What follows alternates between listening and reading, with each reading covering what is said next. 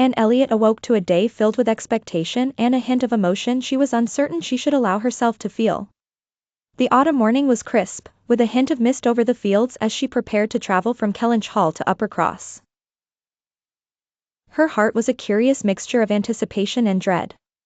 The carriage ride from Kellynch was a silent yet revealing journey for, and as she reflected on her complex feelings for Frederick Wentworth. It had been 7 long years since their parting, years filled with doubts, regrets, and what-ifs. Time had not altogether dimmed her affection for him, but it had layered it with a sophisticated acceptance of her circumstances. Upon arriving at Uppercross, Anne was warmly received by the Musgrove family, who were bustling with energy and excitement over recent arrivals.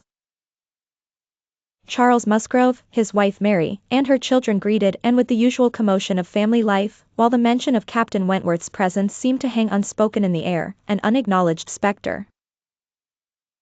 It wasn't long before Anne and Captain Wentworth were inadvertently alone for a moment in the drawing-room, a circumstance which seemed both surprising and inevitable.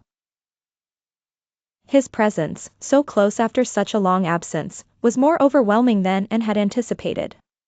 He was just the same, spirited, energetic, slightly imperious, yet undeniably commanding. "Miss Elliot," he began with a formal nod and the merest hint of a smile touching his lips. "It has been some time. I trust you have been well." Anne's heart gave a little flutter at his words. "Yes, Captain Wentworth. It has indeed been some time. I'm glad to see you back in Somerset."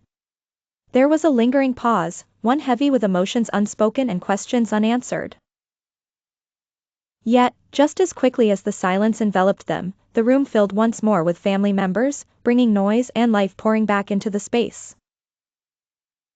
Throughout the day and in the ensuing gatherings, Anne observed Captain Wentworth with a watchful eye, noting his easy interactions with the Musgroves, his playful banter with the young ladies, and his particularly attentive manner towards Louisa Musgrove. It pained her slightly to see his interests elsewhere but comforted her, too, sensing his happiness. As the evening drew on and dusk descended upon Uppercross, Anne sat quietly by the window, reflecting on the endless complexities of the heart.